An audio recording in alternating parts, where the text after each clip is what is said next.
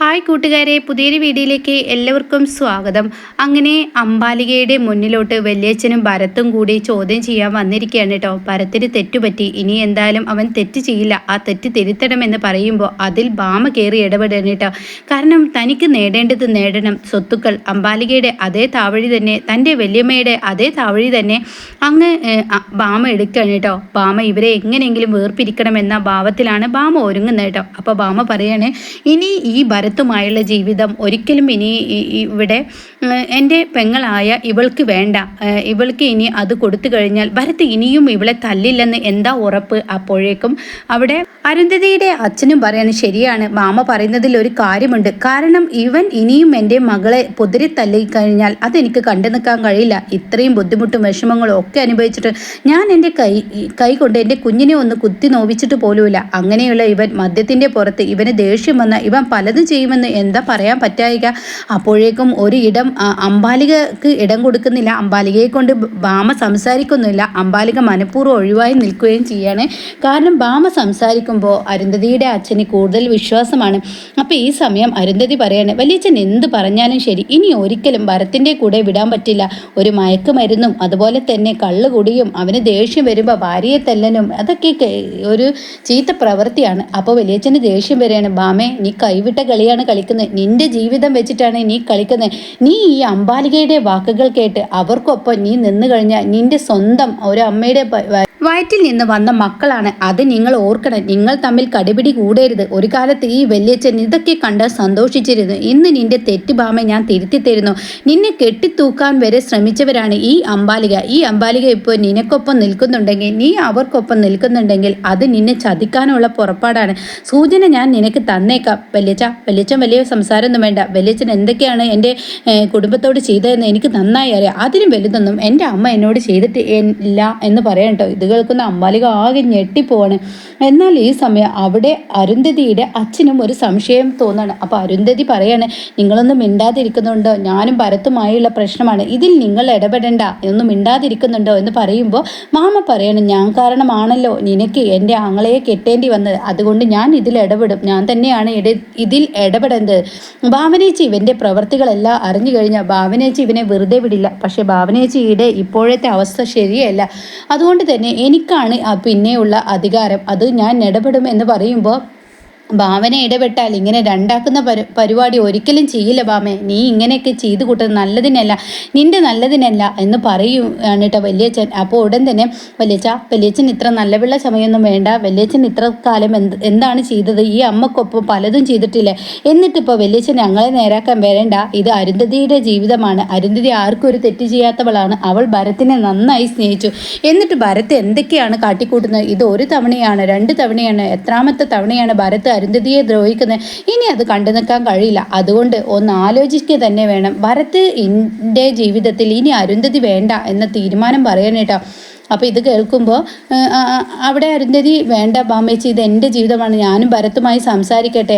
അപ്പോഴേക്കും അച്ഛൻ തന്നെ ഇതിൽ ഇടപെട്. അച്ഛൻ്റെ മകളുടെ ജീവിതമാണ് തകർക്കുന്നത്. അച്ഛൻ എല്ലാത്തിനും ഒപ്പം നിന്നിട്ട് ഇപ്പോൾ അച്ഛൻ ഇവനെ ഒപ്പം പറഞ്ഞയച്ചു കഴിഞ്ഞാൽ ഇവൻ വീണ്ടും മയക്കുമരുന്ന് കേസിൽ ഇനിയും പിടിക്കപ്പെടുമോ എന്ന് പറയാൻ പറ്റില്ല എന്നുള്ള വാക്കുകളൊക്കെ പറയുമ്പോൾ അരുന്ധതിയുടെ അച്ഛൻ ഭരത്തിനോട് പറയണേ, നീ ഇറങ്ങി പോകുന്നുണ്ടോ അതോ പോലീസിനെ വിളിക്കണോ എന്ന് ചോദിക്കണം കേട്ടോ.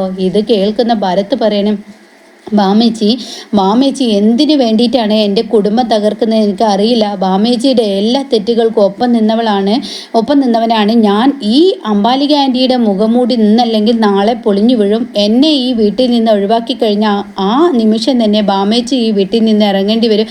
അതിനുള്ള കുതന്ത്രങ്ങളാണ് ഇവർ മേയുന്നത്. ഇവർക്കൊപ്പം ഞാനും മാമേച്ചി ഒരുപോലെ നിന്നിട്ട് എനിക്ക് കിട്ടിയ ശിക്ഷ എന്താ? കിട്ടിയ അവസരത്തിൽ ഇവർ എന്നെ പുറത്താക്കി. അതുപോലെ നാളെ മാമേച്ചിയും ചെയ്യും. ബാമേച്ചി ഇവരെ വിശ്വസിക്കേണ്ട. എന്നെ അരുന്ധതിയുമായി പിരിക്കാൻ വേണ്ടി ബാമേച്ചി ഇതിന് കൂട്ടു നിൽക്കരുത് എന്നൊക്കെ പറയുമ്പോൾ, നിന്റെ തെറ്റുകൾക്കാണ് നിൽക്കുന്നത്, അല്ലാതെ ഞാൻ ഇവിടുത്തെ അമ്മയുടെ ഒരു പ്രവൃത്തിക്കും കൂട്ടു നിൽക്കുന്നില്ല എന്ന് പറഞ്ഞു വിടുകയാണ് കേട്ടോ. ഇതേ സമയം വല്യച്ഛന് സഹി കേട്ട്, നീ ചെവിയിൽ നുള്ളിക്കോ, നീ ഇതിന് കരയേണ്ടി വരും, നീ ഇവരെ സപ്പോർട്ട് ചെയ്ത് നീ അനുഭവിക്കുമെന്ന് പറഞ്ഞ് വല്യച്ഛൻ അങ്ങ് ഇറങ്ങി പോകുന്നു കേട്ടോ. എന്നാൽ ഭരത്തിന് സങ്കടം താങ്ങുന്നില്ല. അങ്ങനെ ഭരത്തിനെ വല്യച്ഛൻ വാ നമുക്ക് വീട്ടിലോട്ട് പോയി, ഇല്ല വലിയച്ഛ, എൻ്റെ കുടുംബം തകർന്നു. അരുന്ധതി എന്നിൽ നിന്ന് വേറിട്ടപ്പോൾ എനിക്ക് മതിയായി, എനിക്കിപ്പോൾ എല്ലാം മനസ്സിലായി എന്നൊക്കെ പറഞ്ഞ് ഭരത് അവിടെ നിന്ന് അങ്ങ് പോവാണ് കേട്ടോ. ഇതേ സമയം അംബാലിക തൻ്റെ ആങ്ങള അനിരുദ്ധനെ വിളിച്ച് കാര്യങ്ങൾ പറയാണ്. അവൻ ഇവിടെ നിന്നും പോയിട്ടുണ്ട്, ഇനി കാര്യങ്ങൾ ഏട്ടൻ നോക്ക്. മൈക്കിളിനെ വിളിച്ചോ, മൈക്കിളിനോട് കാര്യങ്ങൾ പറഞ്ഞോ, അവന് വേണ്ട വിധത്തിൽ കൊടുക്കുക, അവൻ്റെ കൈയും കാലും തല്ലി ഒടിച്ച് ഒരു മുക്കിലിടാൻ പറ എന്നിങ്ങനെ പറയണം കേട്ടോ. എന്നാൽ ഈ സമയം ഇപ്പുറത്താണെങ്കിലോ അരുന്ധതി അച്ഛൻ ഒരിക്കലും ബാമേച്ചിക്കൊപ്പം കൂട്ടു നിൽക്കരുതായിരുന്നു. ബാമേച്ചി എന്തൊക്കെ ആകെയൊക്കെ മാറിയിട്ടുണ്ട്. ബാമേച്ചി അമ്മയുടെ വാക്കുകൾ കേട്ടാണ് എൻ്റെ കുടുംബജീവിതം തകർക്കുന്നത്. അപ്പം മോളെ, ബാമ പറയുന്നതിലും കാര്യമുണ്ട്. ഒരിക്കലും നിൻ്റെ കുടുംബജീവിതം ഞാനായിട്ട് തകർക്കില്ല, പക്ഷേ ഇപ്പോൾ അവനൊന്ന് പഠിപ്പിക്കാൻ നല്ലതാണ് ഇനി അവൻ്റെ കൂടെ പോവാതിരിക്കുന്നത്. ഈ അച്ഛൻ അതിന് കൂട്ടു നിൽക്കില്ല എന്ന് പറയാം കേട്ടോ. ഇതേ സമയം ബാമയുടെ മുന്നിലോട്ട് അരുന്ധതി ചെല്ലാണ്. എന്തിനു വേണ്ടിയിട്ടാണ് ബാമേച്ചി എൻ്റെ ജീവിതം തകർക്കാൻ ശ്രമിക്കുന്നത്? നിൻ്റെ നല്ലതിന് വേണ്ടിയിട്ടാണെന്ന് നീ കരുതിക്കോ. അവൻ ഒരിക്കലും നിനക്ക് ചേരില്ല മോളെ. അവൻ നിന്നെ അടിച്ചും കുത്തിയും ഓരോ ദിവസം ഓരോ പ്രശ്നങ്ങൾ ഉണ്ടാക്കിയും അവൻ ഇനിയും കണ്ടോ, ഇനിയും അവൻ്റെ പേരിൽ പ്രശ്നങ്ങൾ വരും. നല്ലതിനാണെന്ന് പറഞ്ഞ് ബാമ പെട്ടെന്ന് പോകുമ്പോൾ അംബാലിക കൊടുകൈ, എത്ര കാലമായി ഞാൻ ഇതിന് ശ്രമിക്കുന്നു, നീ ചെയ്തു തന്നില്ലേ എന്ന് പറയുമ്പോൾ ബാമ അപ്പോഴും അംബാലികയിൽ നിന്നും സ്വർണം വാങ്ങിച്ചെടുക്കാൻ ശ്രമിക്കൂട്ടോ. എന്നാൽ ഈ സമയം ഭരത്താണെങ്കിലോ ആകെ മനസ്സാകെ കൈവിട്ടു പോയി നടുറോഡിലൂടെ ഇങ്ങനെ നടക്കുമ്പോൾ മൈക്കിൾ മുന്നോട്ട് വരികയാണ്. അപ്പോൾ മൈക്കിൾ ചോദിക്കുകയാണ്, എവിടെയാടാ എൻ്റെ പൈസ? ഇനിയും എനിക്ക് കിട്ടാനുണ്ട്, ഒരുപാട് നഷ്ടങ്ങളാണ് എനിക്ക് വന്നിരിക്കുന്നത്, നിന്നെ വെറുതെ വിടില്ലടാ എന്ന് പറഞ്ഞ് മൈക്കിളിൻ്റെ ഗുണ്ടയെ കൊണ്ട് തലങ്ങും വിലങ്ങും ഇട്ടിട്ട് മൈക്കിൾ അടുപ്പിക്കുകയാണ് കേട്ടോ. അപ്പോൾ ഈ സമയം എന്നെ വെറുതെ വിടും, ഞാൻ നിങ്ങളെ ഒന്നും ചെയ്തില്ലല്ലോ എന്നൊക്കെ തിരിച്ചും മറിച്ചും ഭരത്ത് പറഞ്ഞു നോക്കും. പക്ഷെ ആ വാക്കുകൾക്കൊന്നും ഒരു വിലയും കൊടുക്കില്ല കേട്ടോ. അങ്ങനെ അവർക്ക് വേണ്ട വിധത്തിൽ ഭരത്തിനെ അവശ നിലയിലാക്കി പൊതിരെ തല്ലുന്നത് കണ്ടിട്ടാണ് സൂര്യ വരുന്നത്.